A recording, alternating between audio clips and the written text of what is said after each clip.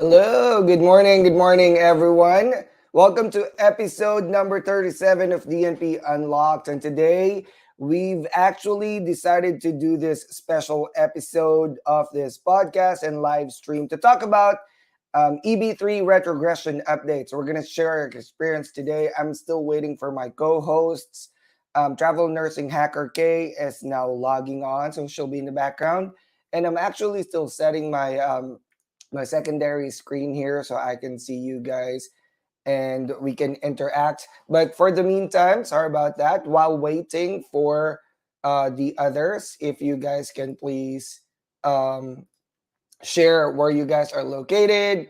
And if you may have questions today, we are going to share information about EB3 retrogression and what's happening with the immigrant visa petition for nurses. Why is this happening? Is this something normal? Is the government gatekeeping, which means are they stopping hiring nurses? We'll find out in a bit in this episode. So, again, welcome everybody and good morning from Texas. It's 8 a.m. here.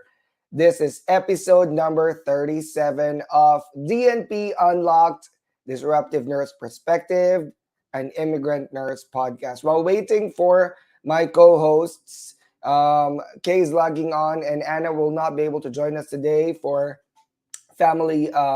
She's in a family event. Let's show our poster for the podcast. This show is actually available, and shortly, this actual episode will be available shortly in podcast. All right. So we now have uploaded our first 36 episode via Spotify and Apple. We've got a lot of downloads in Spotify so far. And this is now available podcast in Spotify, Apple, Amazon Music, Google Music. What other podcast channels? There's plenty. And also YouTube podcast. All right. So DNP Unlocked is now available in these podcast platforms. Go to Apple Podcasts and Spotify Podcasts right now and download our show. All 36 shows are now available for streaming. And I love it. Even me, we've recorded this a long time ago. We've started DNP Unlocked last year. That was September last year, August last year. We're actually turning 1 year soon. And I still go back to all the things that we've talked about last time to make sure that we've captured all the information that we need to share to you guys. But basically, the goal of DNP Unlocked is a platform. We brand ourselves as the spokespeople representing immigrant nurses in the United States. So we provide resources, talks. We've invited lots of great speakers and experts in the field in the many facets or many multiple dimensional experience as an immigrant nurse in the United States. So lots of good resources there. Download it now. It's available in Apple and Spotify podcasts. And of course, thank you to everyone who keep joining us every Sunday on our live stream. If you want to join one of our shows, we are always live streaming the shows every Sunday, 8 a.m. Central Time, 9 a.m. Eastern Time, in my Facebook, YouTube, and LinkedIn. Also, Kay is streaming it live in our Facebook and YouTube and LinkedIn channel as well. My Facebook page is at DrNursePaul. All right. So let's acknowledge our viewers while waiting for my co-hosts. And this is a nice very important information because I've seen a lot of TikTok posts, Instagram posts, and Facebook posts, influencers talking about retrogression. And I want to share my experience because I had to go through retrogression as well. All right. For those who have not followed me in the past, and this is the first time you've been hearing about my story, I went through retrogression and had to wait for almost 9 years. Here is my co-host for today, Kay. Good morning. How's the treadmill?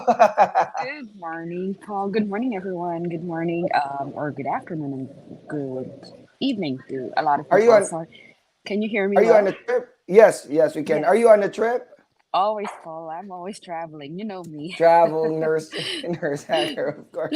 So I was actually logging in like 3 times already. I think the signal or some internet connections been off from where I am right now, but all good because right now I was kind of figure out like I don't know. I've been here. Hello, I don't see anyone. Paul, can you hear me? Like, so I've Yes. been Can like, you hear me, hey. Kay? Yeah. So anyway, good morning. Sorry for running back behind because I was having technical issue to get in. Mm-hmm. But anyway, we're here. Thank you to everyone listening. This is a good topic, Paul, between you and me about retrogression, because we both of us have different story, right? Very Absolutely, different Kay. story. Yes, yes. Um, and yours took how many years before you had to wait for that to say, was it Almost six 10 years? years, Kay. Oh, Yes, almost 10 I'm years. gonna share. I'm gonna share a screen later to show statistics, actual statistics from travel.state.gov or USCIS to show people what retrogression is all about. It's nothing to be scared of. Somebody asked me social media the other day, why did you have to wait 10 years? That's just how it is. I fell in line and waited for my turn.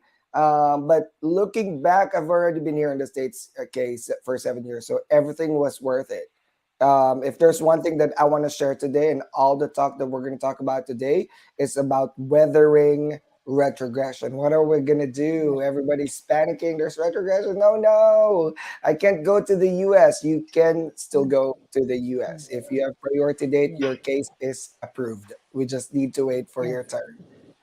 Well, first of all, let's talk about retrogression. What does it really mean? A lot of our viewers do not understand retrogression. They feel like it's something like I was reading an article last night and it says here, oh, it's like the federal put a freeze on it. It's like there's like a lot of misinformation that are coming out there, especially when it comes to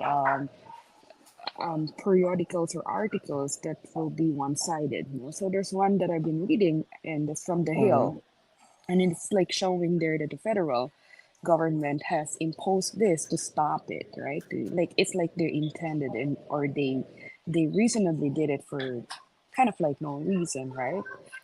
Yes. That's how the article was portraying that this is something new. Retrogression, has been happening for many, many years. It's decades ever since regulation of immigration happened. So this is Yes. cyclical. It's not something that is unexpected. This is very expected. It's like you have like a pain medication that is self-infusing, correct? I mean self-regulated. And Mm-hmm. then even though how much you want to press on it, but if it hits a limit, you cannot give anymore, correct? Your That's true. PCA That's true. pumps. Your PCA Mm-hmm. pumps is the same thing. Yes, you feel like you need it, okay, give it more. And then when you need it, feel like more. But then sometimes you feel like you wanted to give some more, but you cannot. Why? What will happen, Paul, if you override that limit? Well, it's dangerous for patients, and also you can lose your license, right? It's Yeah. malpractice.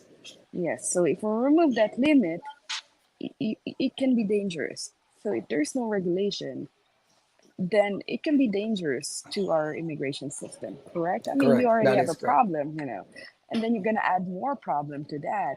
A lot of people didn't realize these are set standards for many reasons. That's why America is a great country, right? A lot of people Right. That's wants to true. come here because of those regulations, because if it's non-regulated, it loses its value.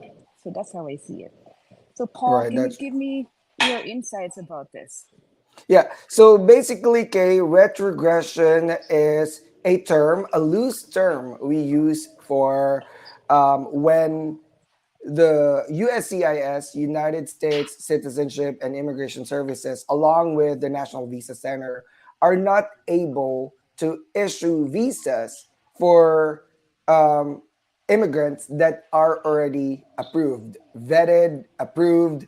They can come to the US because their requirements match what the visa is intended for. In this case, we're talking about specifically about employment base number three, which is mainly what majority of nurses use because this is the skilled worker, professional worker level. And majority of nurses who came to the US with immigrant visa went through this, right? So there are numerical limits. The numerical limits are a law. Okay, this is under Immigration Naturalization Act. 203G. I've researched. I stayed up late last night to make sure that we're factual today because we didn't have a lawyer, and I don't want someone saying, "Are you guys a lawyer?" Yeah, but we can Yeah. research. We're informed consumers to cut it short. But Yeah. we use the word retrogression to mean we don't have visas at the moment. You are approved. Your petition has moved. You have been approved to come to the US. However, there is no visa allocated for you at this time. So you will have to wait until that visa is available. Now it is scary, Kay, for many people because US is still a top destination for immigrant nurses around the world. Even our European peers, Canadian peers, Australian peers, these are top paid nurses around the world. But United States still attract lots of talents, skills, and professionals with expertise, particularly nurses, to come to the US. So, when so many people come in, all right, it's always affected by supply and demand. I think my internet is cutting for now, but it's always affected by supply and demand. So that causes constraint to the availability of visa. And somebody asked me, is there a need for a limit? Why is there a need for numerical limits? Okay, let's put it this way. All right. If the immigration is wide open, this is the rationale of the Congress, not me. All right. When they implemented the law. All right. Remember, this is 1990. I was 4 years old. Okay. When they approved this. All right? I didn't even know I was going to be a nurse. But the idea is they created this law to promote diversity with immigration. If there is no numerical limit per category and even per country, then the the rationale is countries with more population will have significant amount of visas compared to countries with small amount of population because you just ratio it by population. If, for example, we have 1 billion Chinese people and 200 million Indonesian, the ratio is like 1 is to 5, right? So you have more advantage to get more visas if you are from a big population country versus small population country. So that goes against the principle of immigration, which is attracting diverse talents from diverse background. So now what they did is put numerical limit, right?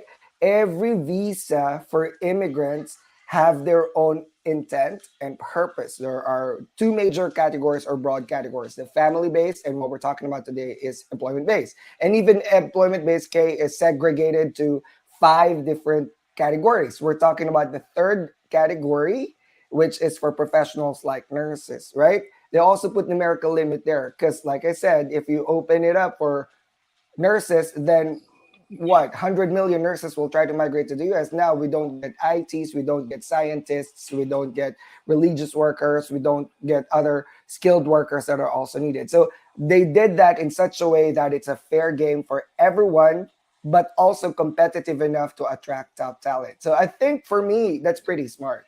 But also, for me, it is also a little incorrect to say, oh, the country is gatekeeping nurses right now. I know there's a shortage. We need nurses, right? Technically, partially correct, partially incorrect. As an ethics teacher, I always tell my students if it's partially correct or incorrect, then it is incorrect, something like that. So simple logic. But partially correct. Yes, we need a lot of nurses, right? There's still shortage everywhere, especially in rural health. I work in rural health, okay? So I know for sure we have severe shortage for providers, nurses, doctors, physicians, everything. But the thing is, immigration is a federal level law, okay?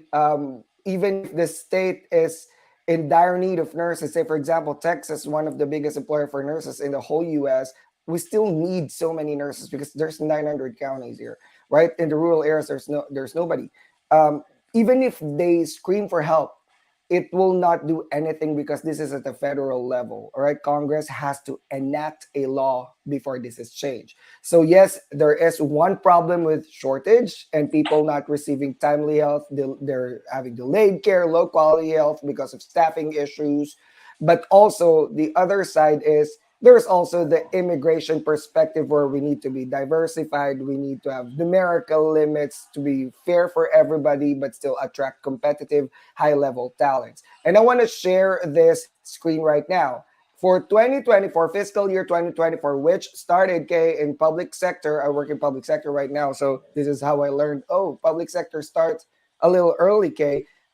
We start fiscal year October 1st, 2023 for 2024, and then we finish September 30th. So we're about to close the year, fiscal year for the public sector. That includes U.S. Citizenship Immigration Services. For 2024, they actually increased that number. Let's look at your EB3. Let me bring my iPad a little closer because my screen is occluded by the big camera. You guys can see that it says for EB3, all right, Can you worldwide make it? limit.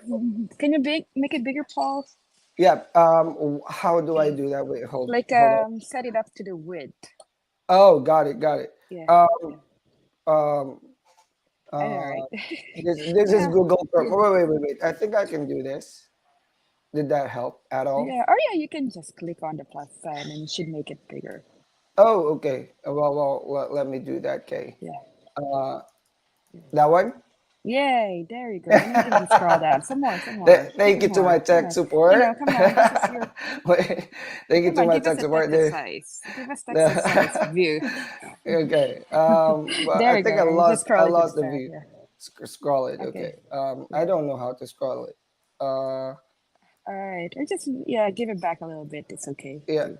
Okay. Yeah. Yeah. Negative. One more. Yeah. Right. Okay.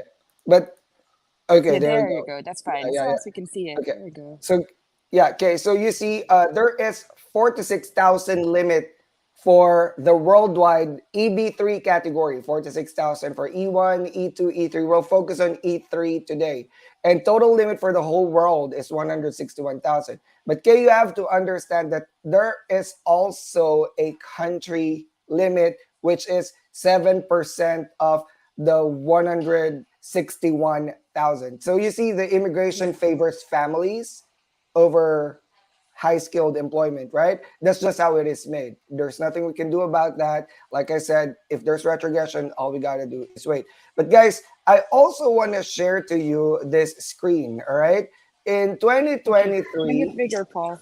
make it bigger again. Yeah. Yeah. How Yeah. Come on. This about is that? this is Manhattan size. There you Yeah, go. yeah, Now yeah. you want I know. Texas size. Okay, yeah, there you go. Let's There make, you go. Some more. there you go. More, some Woohoo. more. Give it More, more, more. Okay. more, more, How about more. that? Yeah. There you go. Much All right. better, Paul.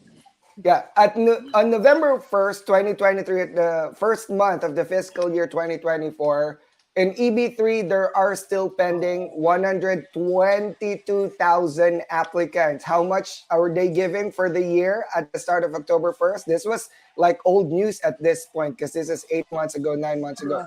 46,000. The applicants pending at that time, not including new applicants after November 1st, 122,000. We're backlogged overall just in EB3 category of almost 80,000 visas. All right, these are real numbers. If I incorrectly analyzed this and Yeah. interpreted this, I'll take responsibility for that. But applicants for the Philippines for the entire immigrant visa category is 288,000. That Yeah. actually is everything, family-based and immigrant. But let's look at EB3. All right, I'm gonna go to EB3 right here. This is family.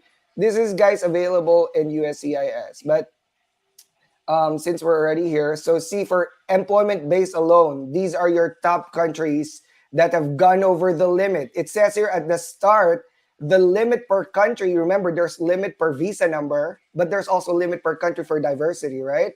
11,270 per country for all employment-based visa. 1, 2, 3, 4, 5, right? China 65,000 pending. So you can imagine they're probably 6 years behind, just roughly considering 65,000 divided by 11. You do the math for me, okay? Philippines is 36,000. Take note, okay? This was Yeah. news in November 1st, 2023. We're not including applicants after this. So at November 2024. Yeah. 2023, right? November 2023, we are already 2 to 3 years behind at that point because there's 11,000 visas available, 36,000 applicants. But okay, it's really hard to predict this with full certainty because there Mhm. is a trickle method where if EB1 is not used, 4 to 6,000, EB2 is not used, every unused visa goes back down to EB3. So if there's 10,000, 10,000, you get 20,000 more. EB5, if there's, I really read it in thoroughly, because I mean, after I came to the States, stopped reading this. Before, I know this by heart because I was product of retrogression. I've been waiting as well. But after reading it again last night, it kept me awake. I was like, oh my God, I'm learning again. EB5, everything that's not used in EB5 goes back up to EB1, and then it trickles down again to EB3. So you can have a surplus of about 40,000, Yeah. 50,000 visas for EB3. But then, Yeah. is it still enough to cover all the 260,000 immigrant visas where they're only giving 140,000 or 160,000 this year?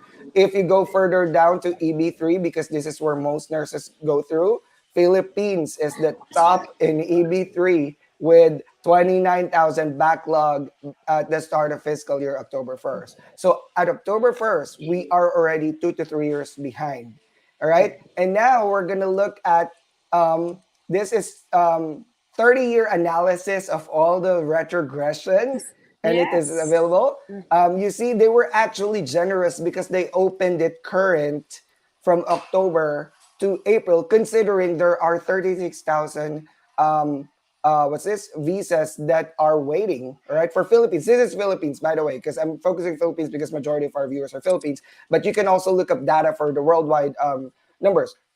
But okay, so now they backtracked it to 2020, correct? This is 2023, by the way. This is 2023. So they started retrogressing in 2023 because they already predicted it's not enough. But okay, if you, let's just look 10 years from now, 2023 to 2013. I was still waiting for my visa back then. If you look at it, we were current in 2023, half of it. Late Yeah. 2022, actually the full 2022, that's EB3 right there. And 2021, 2020 we're backlogged about 1 or 2 years.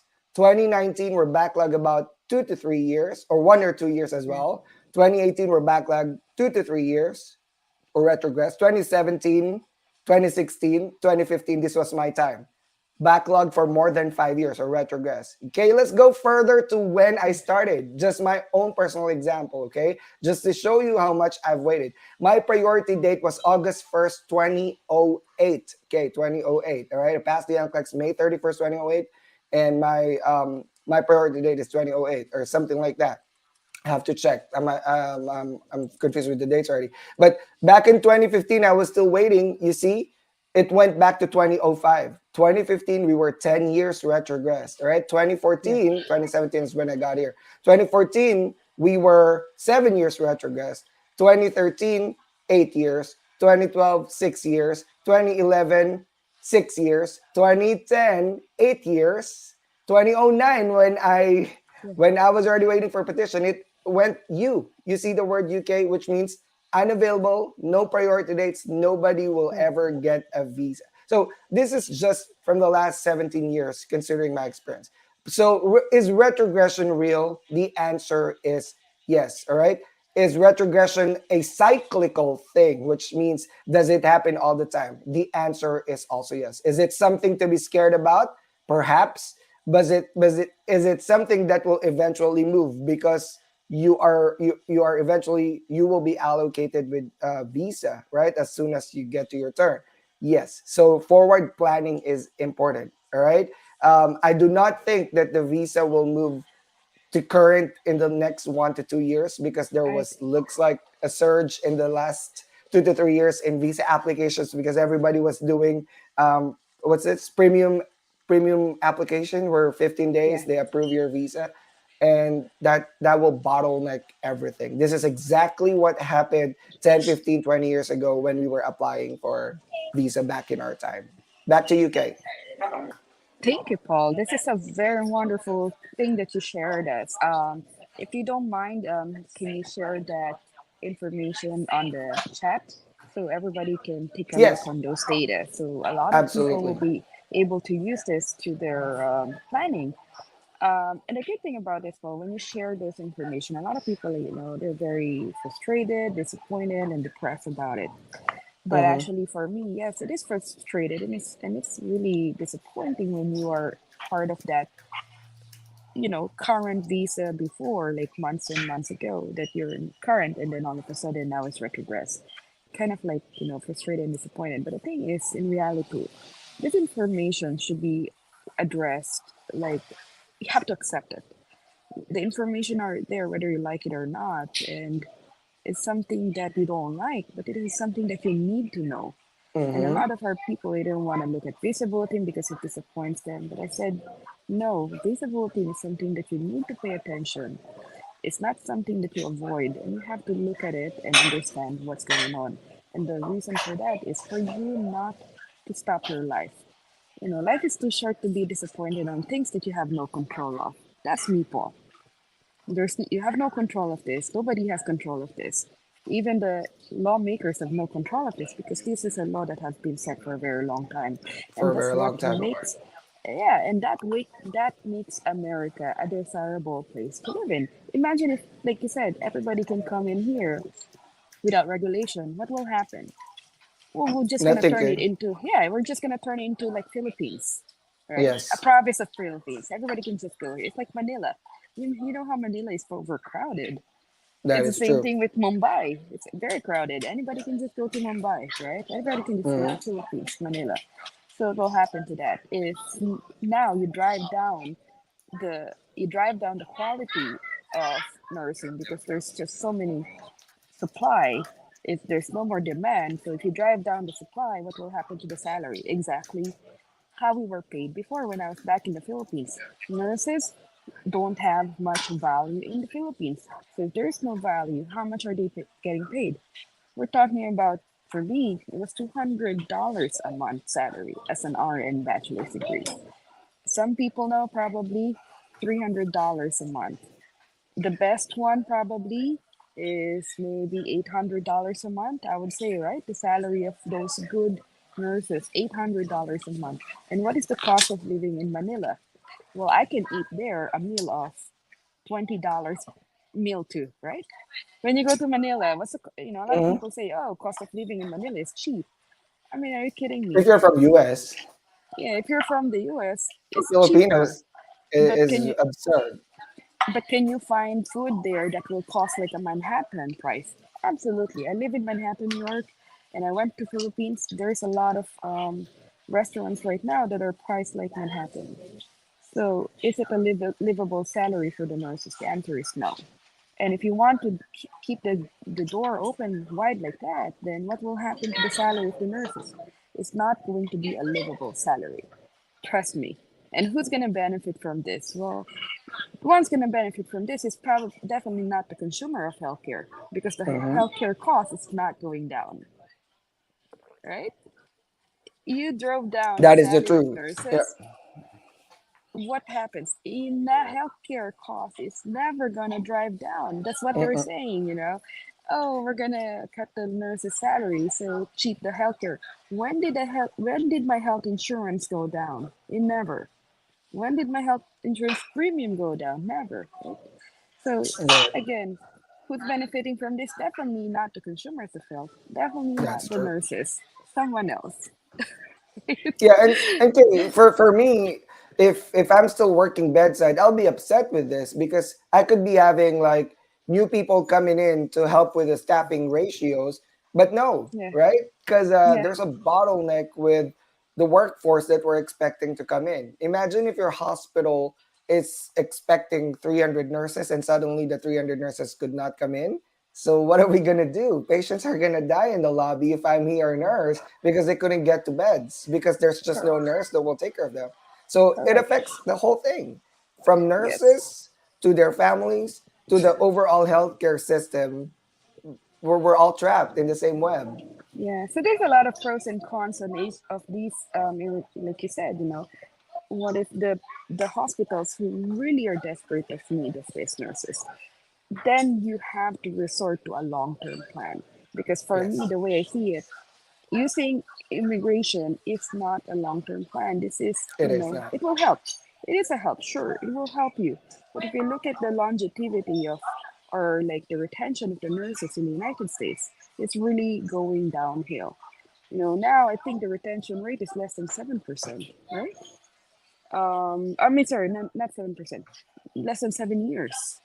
For Hmm. majority of our frontliners are working there less than The 7 years. the So it's average experience of nurses, and that's probably the whole nursing workforce. If you break it down to specialty, you'll probably see that there are specialties like ERK. There, I call it the revolving doors. Like you go to yeah, ER right now, and I'm not saying that nurses with 1 year experience are incompetent, but we all learn. I wasn't a good yeah, nurse in my first few years, right? So that affects the whole thing. That affects the quality of care if you have more um, nurses with few years experience versus nurses with a lot of experience in yeah. the bedside. We need a lot of good mentors or preceptors out there. Hmm. But if you have a Hmm. revolving door like that, like I said, I work in before I work in a rehab facility, and that's my first time to work in the United States, and they told me, "Hey, this is how we do it here." That was the exact word, and I said, "This is how we do it That's here," and I'm scary, like, kid. Whenever they say that, I'm like, you guys are. and I'm like, this is how we do it here. So what they told me, sign a medication administration by someone that's not me. I said, I will never sign a medication administration that I never gave.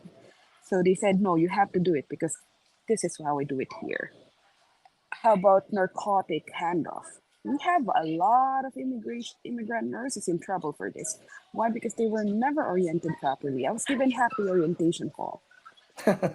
And and now I don't know the system. I'm new. I was given 40 patients, right? And they said, okay, we hand off narcotics here. You're the person who you're relieving actually had to leave early. So I said, who am I handing off this thing? Am I? I mean, I'm not signing off for something that nobody hand off to me, right? Hmm. Oh no, don't worry. Right. The key for the narcotics is here. You can have it. Mm-mm. And I'm like, I need to do count with them, right? I need to do count with narcotics. And it says, no, Right. this is how we do it here. So the quality of care, quality of all this learning that that a lot of immigrant nurses come here is they're just following the people in front of them. And if they were taught the wrong way, then we're all screwed. And that's where the problem come in. How many nurses, new immigrant nurses, are being subjected to board of nursing um, investigation right away after they got here? A lot of them. And why? Because they're being told this is how we do it here, and it's not right. The quality is just driving them. But anyway, going back, so that's one of the effects of that. What are the other effects, Paul? If it's a very good hospital who really needs this people, especially rural. What are your alternatives at this point? I recommend you investing in the schools. Okay, Yes. investing, partnering with the schools out there. Um, a lot of a lot of hospitals now, what they're trying to do is they're partner with high school student externs. Get those high school students, senior, junior year summer classes, summer period, like right now, it's summer here in the United States, and invite those high school students to take some shared time in the hospital, volunteer, right? Some are opening their doors for student, what do you call this one? Employment. I think there's a regulation, 16, if you're 16 years old in your state, then you can ask for workers permit and you can only work for a certain period. So there are a lot of programs out there like that. Educate a lot of high school students what are their options, because each state will have different laws on student externs. Okay, some will start in 15 years old, some will start at 16 years old. So if I was in your retention or workforce recruitment in that hospital, I would pay attention to those. Team up with schools around your area, right? Because right now there's nothing you can do, and there's this workforce act or a bill that was submitted, and they were telling the government to remove the visa cap. Paul, what do Mhm. you say about that? Remove the Well, visa cap.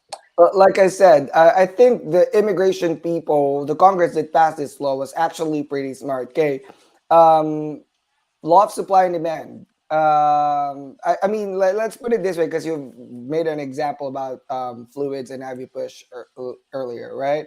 if I dilute something like a medication, then it's not gonna be as effective and it's gonna work as quickly if I give it bolus, for example, on a code situation. You know what I mean? So it will dilute the talent, the skills, the competition. Um, I know it's hard to hear this from for many people that have been wanting to go to the US and probably have set a timeline already, Kay, that oh, I'm gonna be in the US next year because my friend just did that and she moved very, very quickly in a matter of 6 months. Those are what I call outliers. But Kay, if we remove the cap and just allow anyone else, uh, like I said, what will benefit here, who will benefit here are countries with very big population because definitely they have more nurses that want to come over here than countries, say for example, Caribbean countries that are much, much smaller than Asian countries in terms of population, right? And it would also dilute the talent, okay? Because now it's all about who gets in first, not about who has the most vetted experience, who has been interviewed very thoroughly because they have 10 years experience. They were offered better than the one with 1 year experience. You know what I mean? So I think the immigration people were smart, but I also think that maybe we can increase the numbers a little bit and not throw whatever is unused to waste. Because this is a problem with immigration, okay? Any unused visas, for example, for family base, because they put more numbers in there, 227,000, for example, as shown earlier. Anything that's not used there at the end of fiscal year, September 30, 20, whatever, so 2024, everything that's unused, they're going to throw away. If there's 50,000 there that's unused, that's unused. But Congress people are saying, can we use that visa that was not used because nobody wants to apply for those visas to immigrants that are actually vetted? That's what I'm advocating for. We should not be throwing those visas away because it's such a waste, right? So, but laws are intricate. It's really hard to promote change and push for these advocacies if the people are actually controlling the situation are not focused on it because they are doing something else. So we need more people to talk about this so we can get these things going. There is a push for those extra visas to be used for in demand visas. And we're not diluting or lowering the competencies because those are visas allocated to be acquired by immigrants anyway, right? So that's the thing. So there's so many things, okay? It's very complicated. But for lay people that are listening about on this and are looking at priority dates every month, it is very stressful. Trust me, been there, done that. Just be patient. You will get here. Now later we're going to talk about strategies of what to do and what to not do during retrogression because there are still people making mistakes. They sold their houses, they sold everything, and then the retrogression kicks in and they can go to the US because there's no visa. Even if you cry in front of the consul, there is nothing that they can do. It is a federal law and they will follow whatever is said to them by the feds. Okay. You're Got muted, it. Kay. You're muted. All right. Yeah, there. I agree 100% with Paul. Use those visas for those that are, that we can use off that will help Yes. our economy. But the question here is, how are we doing how are we treating our international workforce, right? If we're gonna push in more international workforce for a pay, there is a thing called pay wage discrimination right now that is happening. Right. We see a lot of the foreign international workforce being paid 20% less than what our counterparts are. And they're always saying, oh, because we paid for people to come here. But tell me, why is there a wage discrimination of 20% when it's only costing like 10 to 15,000 to get here? 10,000, that's a $5 hour. Let's say 10,000, it's about $5 per hour difference. If you want to Mm-hmm. make that up, $5, 10,000 for the cost, that's about $5 per hour. So divided by 3 years, you're talking about less than $2 per hour to make Mm-hmm. up for that cost. Okay. Right. So, but how come we're seeing more than $10 per hour differences? among foreign nurses and local nurses, right? So for Mm-hmm. me, fine, but remove the wage discrimination. Okay, fix the wage discrimination. Number two, make sure that the contracts of our international workforce are not very different from the work employment status of our local nurses. Because if you're telling me I'm the employer and you're gonna give me option A, should I hire local workforce, local nurse, or B, should I hire a Filipino nurse who will not quit in 3 years because she has to pay $60,000 Right. and I'm gonna pay her $10 Sounds like less per hour, sounds like right? I mean, human there's no trafficking to brainer. me. It's no brainer. I'm Let's gonna hire the one hire, that's tied up with 60,000 bill if he quit, right? I was like, right? It's a no brainer. I'm gonna hire that Filipino nurse. Now, are you providing equal employment opportunity?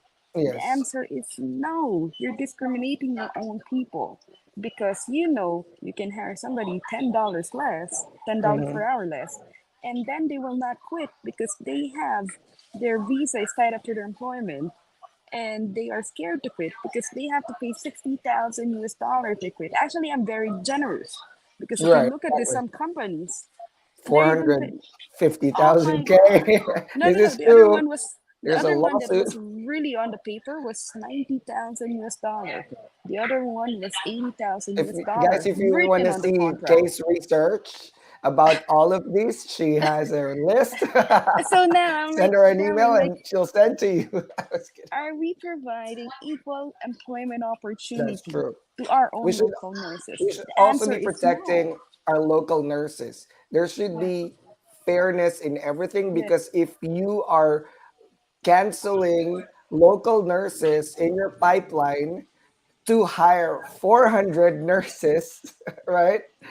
Like Yeah. fired 400 nurses locally, but hired 400 immigrant nurses, that is purely discrimination. There are a Yes. lot of nurses that need these jobs locally too. So it has to be fair in both fronts, okay? That is what you're Yes. It pointing at. has to And be I totally exactly.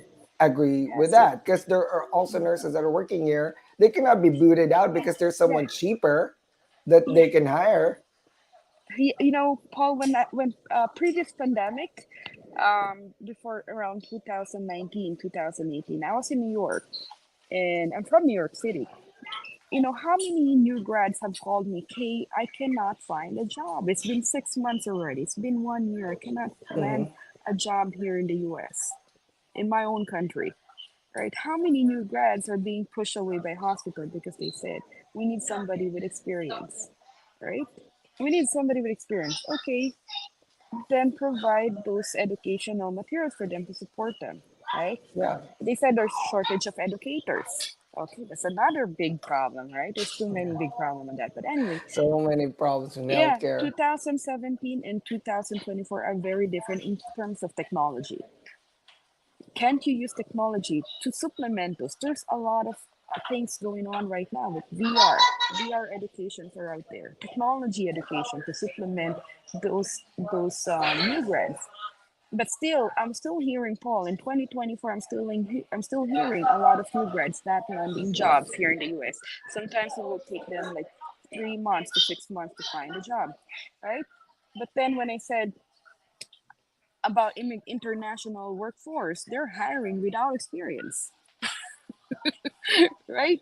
I'm like, come on, give me a break. Are we very kind of like picky on what excuse are we gonna use, right? Selective. So what I'm saying here is there are a lot of graduates here in the United States, but they're not landing jobs. Why? Because their salary is based on the market. That's the problem there, Paul. Hmm. Whether you like it to hear it or not, that's the truth there. You're favoring international workers because of the wage discrimination. I would Hmm. recommend this lawmakers, healthcare policy makers in nursing to come up and help us fight for this wage discrimination first and removal of excessive liquidated damages. And then fine, we'll support whatever healthcare group there are they claiming healthcare group or are they Hmm. claiming staffing group. There's two different when you say your healthcare advocacy group or your staffing advocacy group. right? Yep. Because Who are they honestly, advocating, Kay? I always ask, who personality, are you advocating? Because when you advocacy is a loose term now. I want to make sure you're yeah, advocating for the right side. right. So now you have to understand, if you read these articles that you're seeing, Hmm. please do your due diligence, because help, a lot of these companies, or a lot of these companies are using, articles or journal publication to Hmm. say, hey, we're healthcare groups. But then when you look at the compromisation of those, they're not healthcare groups. They are Right. staffing industry. And these are staffing industry companies are the one who has, who has those contracts for international Hmm. workforce, saying that they have to pay more than 40,000, 50,000, 60,000, 70,000, even one that has sued for more than 200,000 US dollars. They sued a Filipino nurse for 100,000 US dollars because this nurse had to pay the breach of contract because Hmm. she quit her horrible job. Right. And this is already being called by the Department of Labor as illegal. And why are we still pushing that? Remove that first, and fine. Right. You will have me as the first supporter to remove the limit. There's so many But fraud in healthcare, Kay, to be yeah, and honest the with reason, you. exactly, the same group who has been accused by who has been investigated by the Department of Justice as visa fraud. I mean, come on, you're There's a you're part very, of the very big there's a very, very big agency right now that had to pay out millions and have to spend some of that money to invest in educating nurses to flag human trafficking law. This is a very huge agency. yeah, I had an encounter with them years ago. I'm not gonna say because I don't want to name names right now, but they were slapped with a $1 million penalty yeah. because of the immigration fraud that they're doing. This is a Yeah, very big company, Kay, well, and they not said that only they're them. not guilty. That's a correction, their fault. They said they were not guilty of anything, but we're just gonna pay for it. I mean, for me, if I'm the Yeah. owner of a company, right? Uh, Settle. I mean, yeah, just settle, because Settle this before it gets is to the jury. it's called damage control, right? Damage Yes, control. But that is anyway, this correct. is, you're a company earning $400 million a year, right? What is this to pay $9 million just to keep my reputation? Anyway, Exactly. it is, before you come clean, I mean, before you push for things to change your own first. What are you Right. doing? you know because right now, if you're not changing yourself and you're trying to make a change for other people, well, what's the integrity there, right? Should Yeah. we believe you or should we not believe you? So for me, is clean your own house first before you tell that, hey, my house is dirty. So anyway, that's just for me. But I do agree. I support 100% those, and a youth visa should be given to those things that will help our country, for our economy. Yes. But for me, before you push for that, clean up the house first. Clean Yes. up the house first. You Yes. cannot have people pushing for this visa issuance when them themselves were being, investigated by Department of Justice for immigration fraud, for human trafficking. You Yeah. Okay. cannot. It's like saying, come over, sleep in my house, but you don't have an available bedroom because there's so much trash that it's in the bedroom, in Yeah, the guest bedroom, and you cannot allow them to stay there, but you still want them to stay there. You know what I yeah, mean? So there's two Clean up the sides of the house first. story. Yeah. Yeah, there's always two sides of the story. As an investor, we always do our due diligence. Okay, you have to look at all the angles.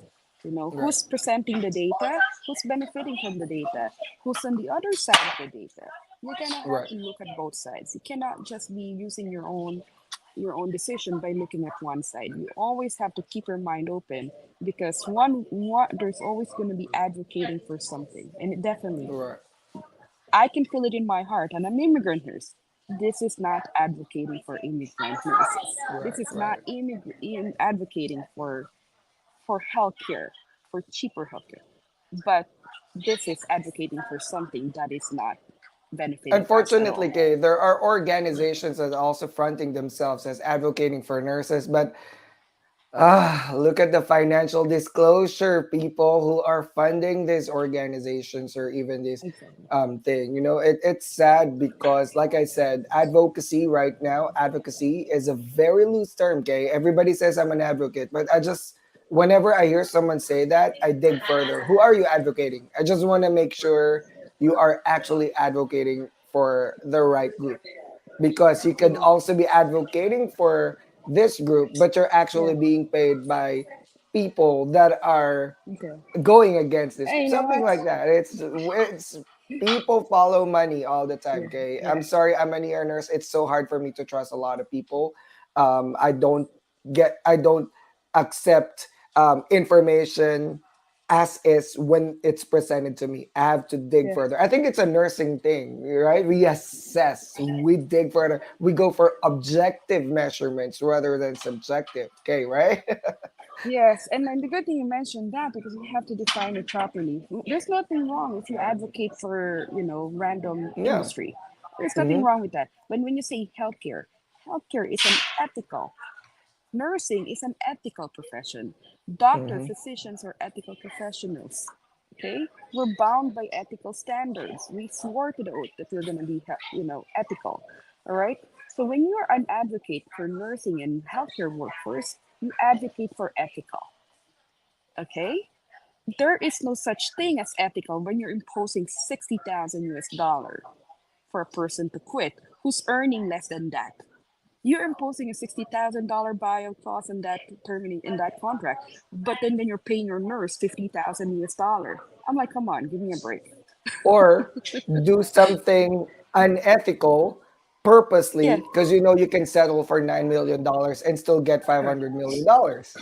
Correct. And we have a lot of, staffing That's just companies an or example. Yep. organization that even have code of ethics for recruitment. Okay. Yep. Okay, so if we have code of ethics for recruitment, are we being ethical? Are we pushing that? The answer is majority of the time, I would see more than 10% of the staffing companies here in the United States are not even pushing for it. So when you're advocating for this removal of visa, sure, for what? Because you're telling me that you're a healthcare advocate. I'm totally fine with that. I'm totally cool with that. It cannot be one-sided or picky with what you advocate. If you're advocating for healthcare, there's no discussion there. You should advocate for ethical recruitment. Period. Right. Because healthcare workforce are bound by ethical practice, Right. right? If you're not practicing ethical recruitment, then you have no place on this earth to tell me that you're a healthcare advocate. You are a staffing advocate. Period. A And business there's nothing wrong with that. advocate. And that's Yeah. nothing wrong Well, with we that. are, yeah, that's Yeah. true. Business inherently is not Yeah. bad. Yeah. Everything inherently is not bad, but it's how you make out of it. That's why, But what are the intentions? That's always what I look at. What are the intentions? Because, yeah. um, yeah, But if you're presenting yourself, I'm a healthcare advocate. You're not a healthcare advocate if you're not advocating for ethical recruitment at right, all. right. So That's don't true. misrepresent yourself. Misrepresentation is wrong. You cannot deceive people because deception is unethical. You cannot Hmm. misrepresent because it's unethical. All Yep. right. It could be So legal, but it doesn't mean it it's could be ethical. It's what we always correct. say, right? Absolutely, Paul. And there's nothing wrong. Just say, hey, I'm a recruitment advocate. I'm a staffing advocate. Something wrong to it. Yeah. But anyway, Financial disclosures. Yep. again, financial disclosure, not only financial, but real advocacy. Exactly. Okay, I wanna highlight the comments here. I like what Empire is saying. Empire is joining us from my YouTube channel, and he said, Dr. Paul, the backlog is actually bigger than this because this is only the Department of State backlog. That is true. The consular or embassy offices around the world. USCIS in-house in the country is also backlog for doing adjustment of status. Adjustment of status are people who are already here either on a non-immigrant visa like work visas, or what do you call that, the emergency, what was that, the authorization where you can work but you don't have an immigrant visa, something like that. You may be a dependent of someone, um, and these people can get in much sooner because they're already here. They don't need to be adjudicated or interviewed because they were already interviewed coming in here to the US, whether they went in through a tourist visa, student visa, work visa, or whatnot. In short, they can get the visas much sooner because they all they do is adjust status, right? But to clarify misconceptions here, adjustment of status, when they try to get an immigrant visa, they also count on those immigrant visa numbers. They just get it much sooner, okay, because they don't have to leave the US because they're adjusting status. And there's one thing that Empire also highlighted, which I like. The actual numerical limit, I forgot to say that earlier, is actually 140,000. That is what is allowed by the law, right? That is what it's allowed by INA rule. But and the number that I presented earlier was 160 something because it captured the family based unused visa. However, Empire is correct here. Other visas that are not used are being thrown away. We're still advocating for lawmakers to do that. It's so easy to say, let's do it, but we really can't move without a law. Okay, right? Administration cannot move without law from Congress. But it is also presidential election years. Okay, I don't think it's gonna happen this year, unfortunately. So it said here, bill is not to remove the cap. If it's to recapture 20,000 green cards that was wasted, give it to nursing and doctors. Unused family visas have been used to employment base, hence why the limit this year was 161K and not 140K. Thank you, Empire, for interacting. But Kay, let's go to. I want to talk about strategies. We're running out of time. Strategies for those that are affected by retrogression. Let's start with UK. What can you tell about these nurses that are waiting? In-house, we have a lot of cleaning to do. Local nurses, we're also fighting for their rights to get equal employment, better wages, better ratios, protection for nurses, etc., etc. But how about our peers that have already been adjudicated, vetted, right, approved Yes. for visa? They already have Yes. priority dates, but they're still waiting because the visa keeps going back and back and back, Yeah. retrogressing further back. What are they going to do? What can we tell to them to make it valuable for them to wait for the US? So for me, you have to understand why you're first, Where's your whys? Answer all your whys first. Why do you want to come to the United States? Okay. So if the answer is to make my financial situation better, okay, that's a very good reason and a very valid reason. And I think everybody's reason is the same thing, right? To make my financial Mm-hmm. situation better. Some, greener pastures. Of course, USA will bring greener pasture, right? So, what will you do if you're in this situation? First, identify where you are currently right now. If you're in the Philippines right now and you just passed your Mm-hmm. board exam or NCLEX, so the strategy for there is, well, you will have to wait for 3 years. If your goal is to just get better life, better financial situation, greener pasture, there's a lot of better greener pasture than the Philippines. So again, start a goal. Okay, start a plan, put there what's your goal and what's the Mm-hmm. reason. Better Right. financial situation. So now, Mm-hmm. second thing is put where you are coming from. If you're coming from the Philippines, then better pasture is anywhere else. Except, Correct. That's correct. adds a lot. There is a lot. You got Australia, Canada, UK, Middle East. You have a lot of other countries that you can go that will fall onto that goal of better life. Okay, better financial situation to support your family. So what will I do is I will still file my application to the United States and then apply for while waiting, apply in other places where there is better situation. Okay. You don't need to be going outside of the Philippines. If there are opportunities that can be within Correct. the Philippines, then go for it as long as it's better. Um, the second thing, let's say, I'm gonna tell this because it's all about timing. All right. So Right. if you're just starting the process, keep start your application, and then while waiting, go somewhere else. Okay, don't wait for America to open up. If you're gonna wait for it and stop your life, you're stopping 2 3 years of your life. Okay, don't do that. Keep going. Anything better than behind me or yesterday will be always be better. You're always Mm-hmm. progressing. Okay, that's for me. Second, you're gonna look at if you're already in your DQ process. Okay, you're already DQ And visa level. Yep. document ready. That level, again, see how far you are again in that DQ stage. Okay, because once Mm-hmm. you become current, then that visa will start flowing fast. Okay, we're talking Right. about 3 months, 6 months, correct, Paul? Okay, Correct. That is correct. You okay, have to so be if documented or qualified and approved. Yep. yes, so if you're DQ qualified, look at what date is it now. What's your priority date and what's the current situation? If you're talking about 2 years, oh, I'm DQ, Mm-hmm. or but my priority date is 1 year behind. go look for other companies or other places where will offer you at least 1 to 2 years employment offer. Okay, 1 to 2 years employment offer. Do not accept 3 years. Okay, but you can accept 1 to 2 years job offer somewhere else with contingency that you can extend it on a basis of 1 to 2 years again. Okay, but if now when you're telling me that hey, um I'm DQ already, already, and I think my priority date is literally like 2 to 3 months already from that retrogression date, from that priority date. I'm only like 1 to 2 months there. Okay, so this is where the tricky part comes in. Should you go to other countries first while waiting for that?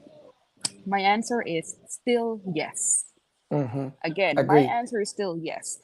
Find a job again that will offer you 1 to 2 years job term. Okay.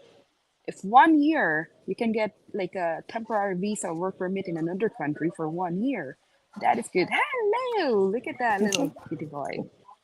Right? So that's my strategy. 1 year with contingency to extend if I can be extended. Okay, most probably there's other places that will give you temporary work permit for 1 year to work there. Get your experience, learn how to talk, and be confident to talk to other nationalities who speak English as well or different language, because it will help you when you get here, because US is a melting pot with multiple language anyway, Right. right? So again, you will still continue applying in different countries or different places where it will be considered better than where you are currently. Okay.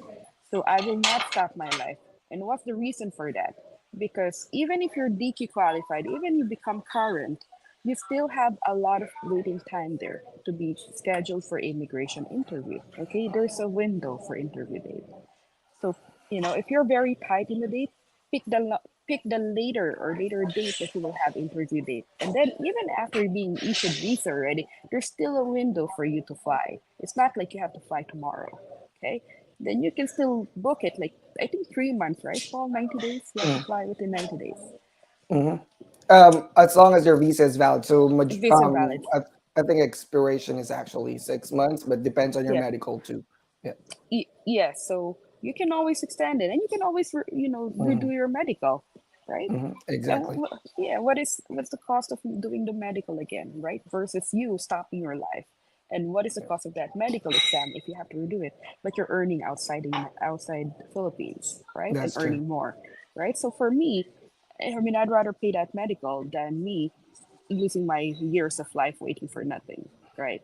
Yep. So money, you can get it back. Your life, you can never get it back. Your time can never be bought back. Okay. So that would be my strategy, Paul. How about you? What do you think? Yep. Okay. Well, before I actually wrote 5 points that I want to share today, from someone who actually went through a long time. K, it was very frustrating. Trust me, I know how it feels. I waited for my visa for 9 years. It was very frustrating, disheartening, discouraging. Say all the negative words that are synonymous to that. I almost gave up on my American dream. Okay, literally, I thought it was never going to be in. At one point, I stopped checking Visa Bulletin because it was just pulling me down, preventing me from, going further in life, because I'm always stuck in the thought that why is this so elusive? I can't do anything else other than be frustrated because I should be in the US, but I can't, because technically my case was approved in 2008.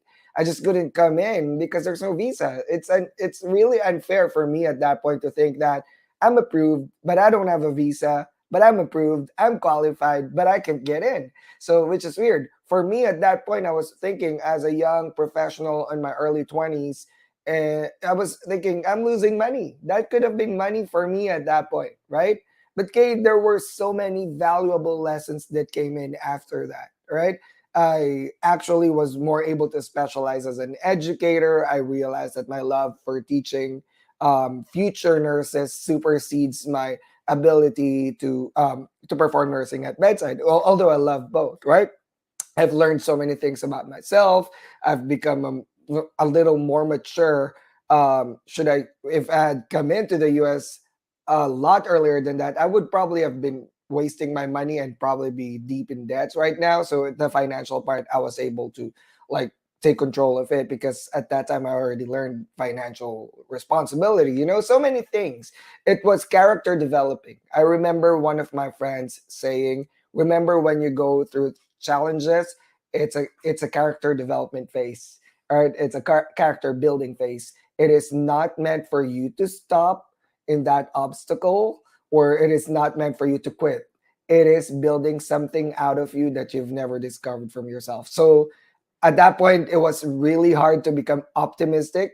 But at one point, I stopped checking visibility because it was just very frustrating, until in 2014, I got a call from my agency and said, hello, we're moving close. We're now 5 years out instead of 10. Imagine, from 10, we're 5 years. And that's a huge development at that point, okay?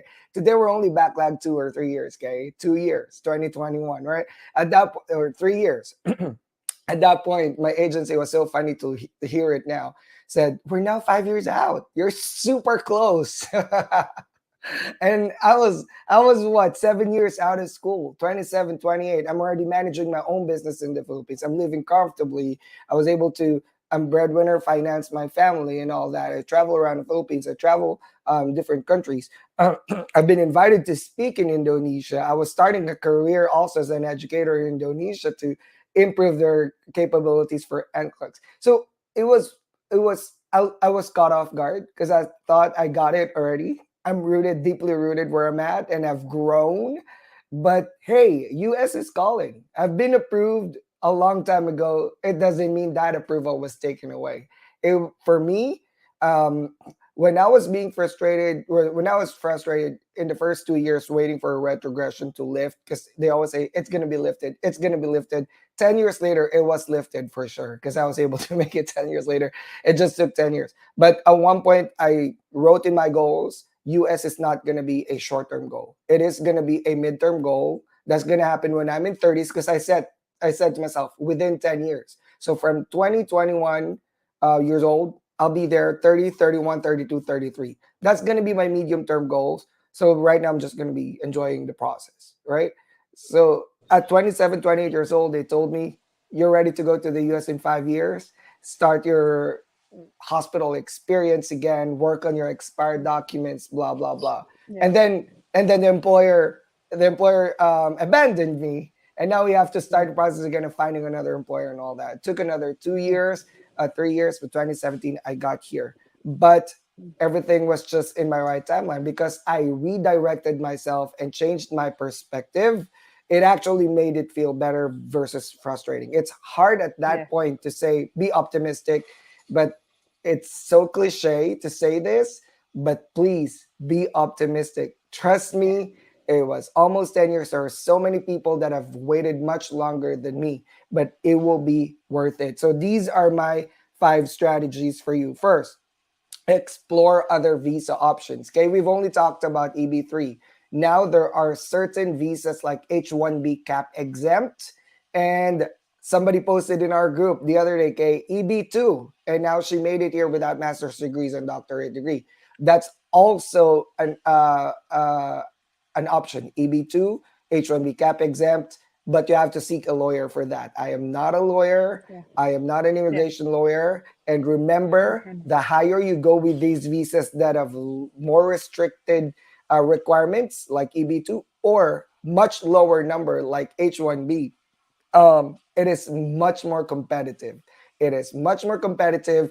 If you have 5 years experience and somebody applied on top of you that has 10 years experience, you already know the answer. That's just how it is.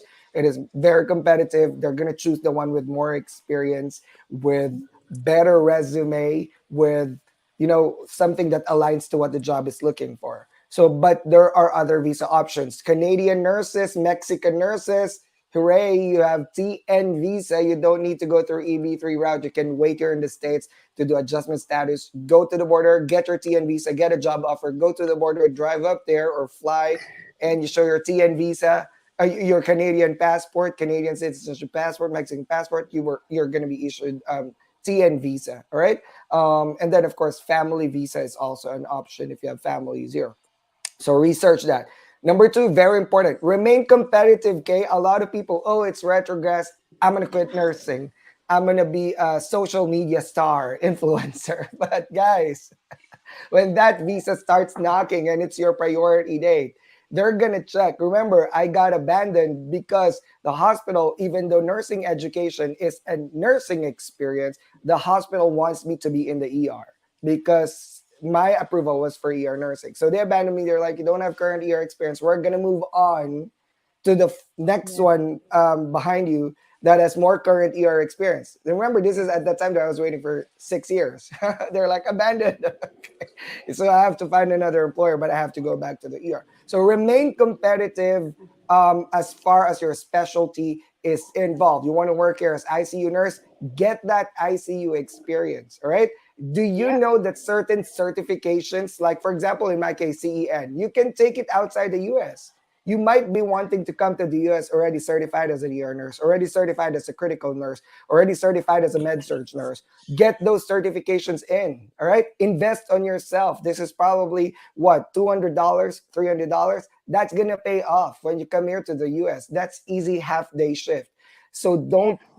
don't be stingy is that's a local term here, Yeah. right? Don't be stingy Yeah. It's about that. Invest on yourself. Invest on your profession because your profession is your business, right? Okay, we talked about that yes. multiple times. Yep. Absolutely. That's your number one asset. Mhm. Your Get license and in get your more profession. skills. Are you now trained as an ultrasound IV nurse? Are you now trained as an ultrasound PIC line nurse? Yeah. Remember one of our co-admins, Ultrasound pick Luis. liners. Yeah. Yeah, Yeah. he is an ICU nurse, but he has so much advanced skills that when he got here, he was so highly qualified as an ICU nurse in California, and he's so confident with his skills that moving here, transitioning here was Yeah. just piece of cake, Yeah. right? Yeah. Get those Yeah. skills Yeah. in. Are you a trauma nurse? Get those trauma certifications, right?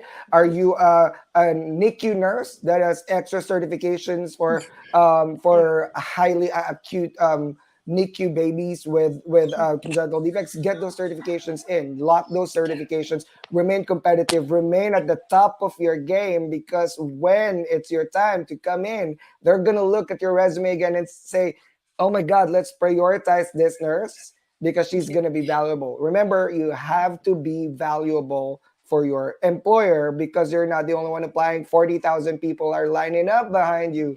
All right, that's only Yeah. for EB3. Yeah. So You know I what? You know cannot, what, Paul? I'm gonna add something there. I got my certification too, and then, I was an it, endoscopy nurse right. before coming to the United States. So See, I'm that's an added endoscopy. leverage. Yes, and you know what? I like it. I'm Yeah. so used to the full of thing. You And I know what I wish do as an somebody told me endoscopy? about, yeah, I wish somebody had told me about that you can take the certification exams offered by ANCCs Yeah. outside the US through Prometric and Pearson View centers. And we have all over the world. So get those certifications and invest now. This is the best Yeah. time to get those overtime money to invest to your profession because you want those resume to be sparkling when they look at it again and say, ooh, this nurse is not just an ICU nurse. This nurse also has PIC line insertion skills, Yeah. ultrasound skills, what's this, the ECMO machine trained, whatever. You know what I mean? So Yeah. put that all in, remain highly competitive. And nursing is just like that. We just have to remain competitive. And number three, do not, this is very important. I keep sharing this ever since retrogression hit last year or 2 years ago. Do not make abrupt life decisions, life-changing decisions, life-changing events. Again, do not make life-changing decisions based on visa bulletin and emotion, right? You're Yes. like, Yes. oh my Absolutely. God, it's May 2022, okay, or whatever, and I'm June 2022. So next month it's going to be me. So let me Yeah. sell my house, let me take my kids out of school, let me sell my car, quit my job, have a vacation for a month, because in 2 months I'll be in US. And then the visa bulletin comes out and say, we're gonna go back 1 year. So now it's not June 2022, it's December 2021, right? You see, do not make life changing decisions. Sell your house, sell your properties, quit your job, quit your kids' schools, or assume that you will be here based on your timeline. I've shown you guys the retrogression pattern in the last 10 years, but that data has Yeah. 30 years. If I can put it in a graph, I probably would one of these days. It's just so hard to do that. Um, you would see that there's no pattern at all. Okay. No, There is no. no, It's like don't make it's your like an own. ICU patient that you cannot Yes. let's keep on titrating. Okay, You give this you give hypertensive yeah. meds, BP go down. You give medications to increase the Yeah. BP go down. It's just like that. It's You follow the just like graph. that. It's like, You there's so many variables. It's like yeah, you literally don't there's perceive. nine IV that you're Yeah, trying to titrate. That uh-huh, there's no exactly. ex You, even though if you put nine bags there, there's you, no guarantee that what you yeah, want to happen will happen. you have to wait for it before you decide. You do not decide before Yeah. it. So do not make life Yeah. changing decisions until this is what I say until you have visa on your hand and you're ready to fly to the US within 2 to 3 months. Do not. Yeah. All right. I did not quit my job until I got my visa. That's the truth because I was Yeah. managing a business in the Philippines. I'm not going to give that up Yeah. until until Yeah. I have the visa because so many things can happen. Okay, imagine during my interview I lost my Yeah. passport inside the embassy. Somebody picked it up or throw it away. I don't know. But I got delayed by another 2 months because of that. Imagine if I Yeah. already quit everything and where do I live if I give up my condo at that time, right? So the point is, no visa on hand, do not make abrupt decisions. You only make a decision once the consul told you, congratulations, you're now going to the US. Here's your Yeah. visa. Do Yeah. not make Yeah. a And abrupt you have it in your hand. Like and you literally have you it have in it in your your hand. But literally yeah. yes, because so many things can happen, right? And you don't want to be Yeah. out of job while waiting for it, because I mean Yeah. bills and all that, those are gonna start pouring in, all right? And what else? Maintain your licenses, or I could not emphasize this further. Some people like to wait when they're current and then they renew the license. License renewal would probably take 30 days, some of them 2 months, or some of them could have problems because they need CE education, social security, and there's no renewal. Now they have to reciprocate or endorse it to another state. Well, guess what? The employer might move on to the next qualified employee, right? Make sure your licenses are active. Your exams, some English exams unfortunately expire, but some exams now, okay, don't expire anymore. Michigan exam English test don't Yeah. expire Oh at yes. all, Yes. which is good. Because before IELTS, we have to take it every 2 years, okay? Your visa screen, if you're going through immigrant visa outside US, if you're already here in the States and you're doing adjustment status, you don't need this. Majority are coming out of the US. Visa screen is valid for 5 years, all right? So once you get your English exam, lock in that visa screen. That's good for 5 years. That should be enough time to get you here. Not saying with full guarantee, but it may be for the most part enough time for you to come over here because we're only backlogged 3 years anyway. Make sure all your documents are current, certifications, BLS, ACLS, whatever is required in your unit. Are you current on those? Make sure none of these are expired. You want to make sure that you're ready when they call you, right?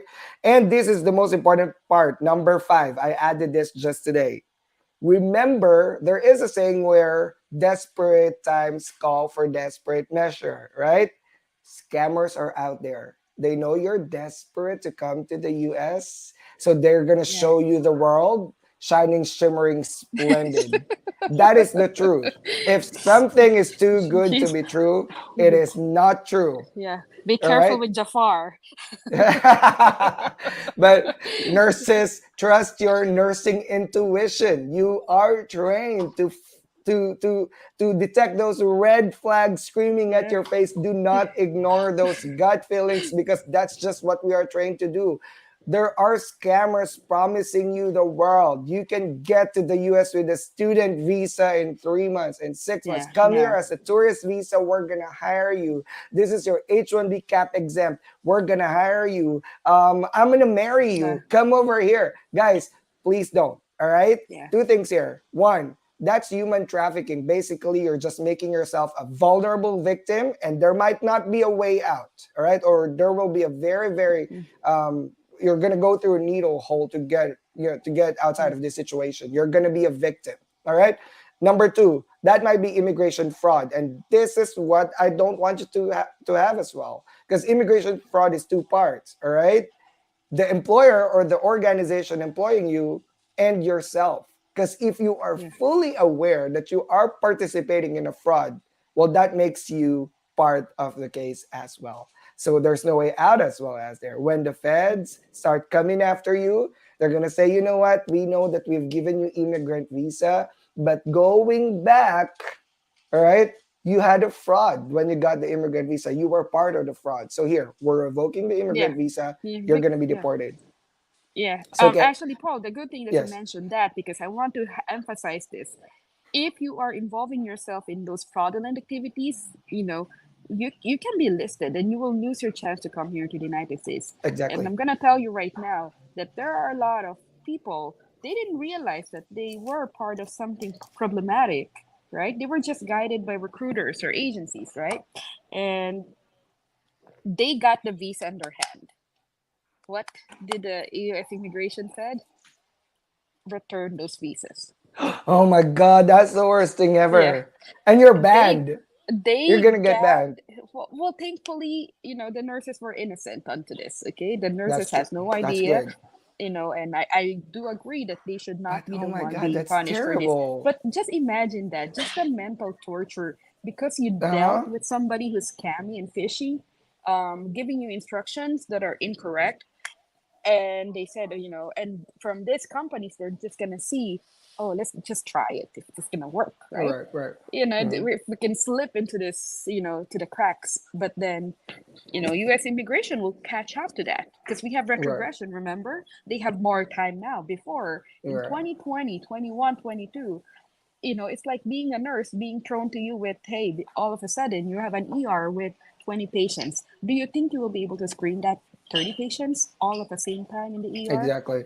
Exactly. Answer is No. no. So it's the Mm-hmm. same thing that happened, that I feel it happened here. 2020, 2021, there was a bunch of visa that were not given because of the COVID.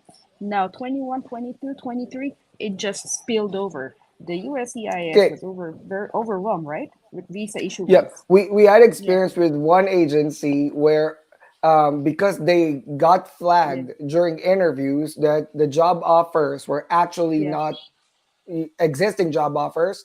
Every Yeah. nurse that this was 2019 2020 in Lefora Group. Every nurse that was filed I-140 from that agency got flagged for RFE. RFE is request for further evidence, which means we're not disapproving you, but we need more information. It's not a Yeah. nurse's fault. It's the Yeah. sponsoring agency Eh, because USCIS probably lists that these mhm. are the agencies we're going to scrutinize further. So don't be involved. And another thing, Kay, all right? Remember, when you're desperate and you're vulnerable, you're more likely to get scammed. But you also can't say, I do not know about this because in the US, the Yeah. principle says ignorance of law is no excuse, Nice right? The excuse. Exactly. USCIS, if you say to the immigration guy or girl in the border, you come in with your immigrant visa and they flagged you, you say, I don't know about this. The immigration person will say, well, have you not been listening to DNP Unlocked? Because literally the information is out there. I'm just kidding. But the point is, Exactly, right? they're assuming that you know it and you're Yeah. part of it until you can prove otherwise, of course. Yeah. But just don't put yourself in. It's a traumatizing experience. It's already hard to come over here. Okay, I would not be able to imagine myself if I've been caught with that, Yeah. because that's it's Yes. already extra stressful adapting to a new environment, moving from one country to another and bringing my life and starting over from the ground up. Yeah. It is difficult to do that. So don't subject yourself to such traumatizing experiences. Yeah. You are more likely to be scammed when you are desperate. Get off Yes. visa bulletin tracking. Let us do the work for you and we'll dissect it for you. For now, keep on improving yourself as a person, professional. US will be there for you. When you're approved, you're approved. It's not going to be taken away. It's just a matter of Yes. when. Yeah. So that Just when it's hard to predict.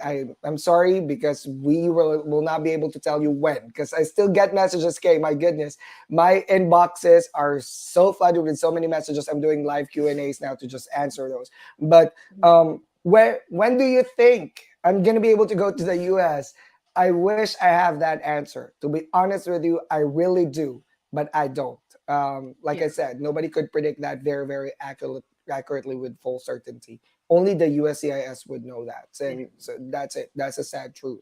So retrogression is a cycle. All right. It moves. It can move very slowly, very quickly. The thing is, you have to be reactive. When it Yeah. moved quickly, and tomorrow they say, or next month they say, we're gonna move 1 year ahead. Are you ready for Yeah. it? Is your Yeah. documents are they current, right? But Yeah. if they say we're gonna move back a little bit, 3 years, are you okay with it? So make plan Yeah. B, plan C, plan D, right? Okay. Yes, I Last agree words. to that. Yeah. Mhm. Let's go over, Paul. Some people have some questions on the Yes, chat. yes. Okay, let's go over the chat first. I wasn't able to greet. Hey, Jerry. Good morning. Hi, Yes, Jerry. Thank you if for you're still watching us all joining the us, time. you're Yes. Arlene Henry from Jamaica. Just want to say hi to you, and Cleotilde. Um, Hi, Arlene. hello, Kai Castro. So did we answer this? So Jorly has a question there. Uh-huh. Jorly, so retrogression is lengthening the time for nurses to lessen their work duties due to nurses pending additional staff in each nursing department. So that's a question, Paul. Do you want to answer that? Well, I think we've explained this earlier. Retrogression can impact the nursing shortage Yeah. because literally that's why they're attracting nurses to come over here. They need more nurses. So yes, there's still shortage, but we don't also want to estrange or boot out our local nurses from their jobs because Hmm. that's just gonna add up to the situation, which is the nursing shortage. Nursing shortage is not Yeah. because we don't have enough nurses in the country. Okay, we are over 4 million here in the US. It's Yeah. the thing is how many nurses are working bedside because nurses are getting burnt out moving out Yeah. of the bedside and are now just doing business outside of healthcare. Yeah. So that's it. But could retrogression affect nursing shortage? Definitely, because that's one of the measures they're trying to do to cut that out. If Yeah. And that's a Jorly question, I also, hope I yeah. answered it. Yeah. And Jordy has a follow-up question that retrogression time is like wait 5 to 10 years. What do you advise for those already USRN? So we did give you advice. So, but just for the sake of the time frame, like Paul said, we have no idea. We don't have the magic Non-NCLEX. fall for that, right? What about Yeah, non-NCLEX? Well, this is the best time to take your NCLEX. Retrogression yeah, should not stop you. yeah, This is what a lot of yeah, people did. yeah, In 2019, we were retrogress, 2020 retrogress, and then we became yeah, current from 2020 to 2022. Everybody started taking NCLEX 2020, 2021, 2022 because it's current. And now it's yeah, retrogress. Nobody wants to take NCLEX again. Well, yeah. that's totally incorrect. You take NCLEX So when it's retrogress. So when it's current, you're already applied for a visa. You're already I like approved. You that. already have the. Well, I like to do that. Sorry, I'm a little animated today. It's the Yeah. coffee sinking in. Yeah. So I'm going to give you an example, Jorly. During my time in 2020, 1999, nobody was applying to nursing because they said everybody's Hmm. going to IT. And there was a Hmm. no need for Filipino nurses. There was no big search, right? So they Hmm. said, go to IT. I went to nursing when nobody was going to nursing because there was no big need for that. Right. Um, I went to nursing, and as soon as I hit my senior year, there was a big demand for nurses. After finishing my senior year, I graduated. I took my CGFNS. You know, right now you can take your NCLEX exam if it's available in your country. I took it right away. I took my English exam, and that's all within less than 1 year after finishing my nursing program in the Philippines.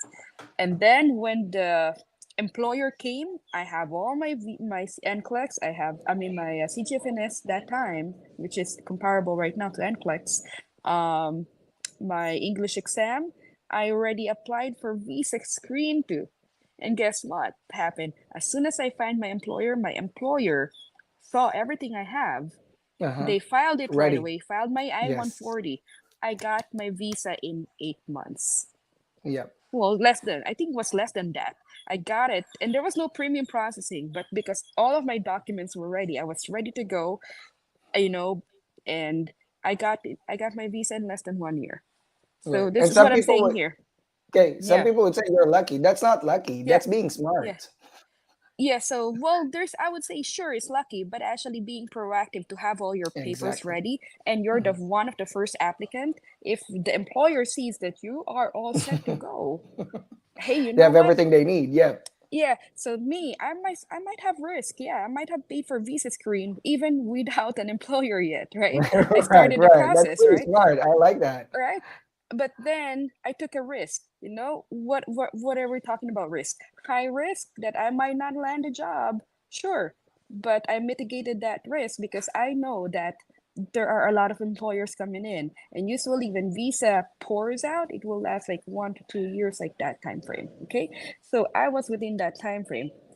High risk, high reward. And what happened? I got my visa in less than 1 year. So There you because go. of my proactivity, right? If I didn't do that risk, sure, but I can just always apply for visa screen, right? I mean, I can Right. always do it Exactly. again, right? So Right. it's not like I'm gonna be losing 10,000 US dollar, right? Visa screen is not thousands of dollars. So what I'm Right. Right. saying is being proactive right now.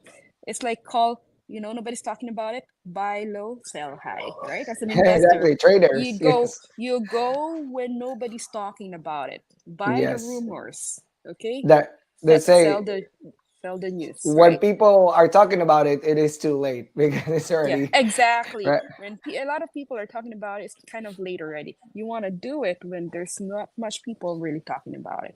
Do it because when people are talking about it, you're already off. Got taken off. That's that. Okay, so that's my So last word on retrogression is that. not the end of the world, guys. It's a No, cycle. So don't, yeah, just do it. Just do it right now while it's yeah, retrogress. yeah. Okay. Cleotid has a question. Is there a possibility that U.S. employers will abandon U.S. because of retrogression? The answer is yes. Yes. U.S. employers can High possibility. always Hmm. change within the process, and make sure that, but you don't want to have a change of employer from the time of your interview and arrival. That doesn't work like that. Okay. Right, right, If right. there is, No, no, no. if you've been abandoned upon arrival, but 2 months ago there was an employer, and then upon arrival they said, oh, Well, now your you're a free previous agent. employer doesn't exist, and we're gonna change you somewhere else. Where that might be, you might be a victim of immigration fraud by your That's employer. true. So Yeah. be quiet. That's a different abandonment during retrogression is possible, but abandonment, from interview date to arrival, which is like 2 months, 3 months, that is fishy. Call an immigration lawyer or call a lawyer right away when you're Yep, in that yep. situation. Do Hmm. not allow yourself to be transferred in a different place that is different from what is actually was given in during the interview visa. I mean, embassy interview, because that is immigration fraud. Or So change please consult. specialty. Yeah, so please talk to your immigration lawyers. Immigration lawyer that is not from your employer. Get a lawyer who will read your contract, because that may be those situation where they're changing your assignment, and that was flagged by Department of Justice as immigration fraud. That was a big investigation that cost Right, right. $9 million, right? $9 million repayment. I know there's so many things more. All right. So, Paul, you want to go forward with the other questions there? What if you Yeah. don't have More, work experience? If you need to move to another country prior to getting work experience? well, get work experience. That's still retrogression, Yeah, so you yeah, still yeah, have time to yeah, come in and do yeah, bedside experience. But yes, yeah, yeah, they will want you to have bedside experience. That is for sure. Unless you're yeah, going through nursing facilities, they're not very strict with requirements. But I mean, if you're going to nursing facilities, skilled nursing facilities, and someone that has 3 years experience is applying on top of you, well, you might get abandoned. So yeah. um, Anything. stay competitive. Beds. Yeah, If you moving to another country, as soon as you get there, find a nursing job. yeah, yeah. Right. All right. Thank you very much all for joining us. It's so packed with Woo! information, right? Packed with Yes. information. Well, thank you all for joining us, Paul. I think for me, Thank you, Kay. never stop your life for some things that is not in your control. Okay, Mm-hmm. never ever rely on things that you have no control 100%. You can sure look into it, take consideration for it, but never stop your life. There are things that you can control in your life. Do it to make your life better. Okay, so that's Right. my last word there, Paul. Thank you, Kay. And of course, retrogression is temporary. It's not a permanent issue. So keep your hopes up, guys. You will be here one day.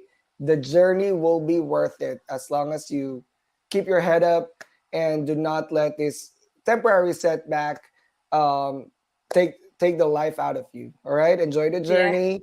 Retrogression is temporary. We're gonna have more shows about this in the future. This might be quite a thing for a bit, Kay, but we're going to keep talking about this to encourage you guys. And of course, again, DNP Unlocked podcast is available now in Apple and Spotify, Amazon Music, YouTube Podcasts, Google, Samsung Podcasts, available everywhere. Please download this now. This particular episode will be available in the next couple of days.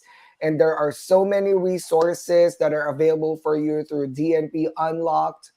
If you want to be a part of the show, talk about your personal experience, we would love to have you in the Yeah. show. Please send a message to me, info@drnursepaul.com. That's my email. You can also message me or Kay or Anna in social media, and we're going to talk to you. We appreciate everybody that has joined us today all over social media. We're going to announce our show for July in the next couple of days because we have yet to finalize our lineup for the month. If you guys have suggestion of what you guys want us to talk about for our future shows, you also let us know through our social media or through my email. Thank you guys. Download DNP Unlocked, an immigrant nurse podcast in Spotify, Apple, and YouTube. Thank you guys. Thank you, Kay. All Have a right. great Sunday. Bye, Thank you, everyone. everyone. Bye bye.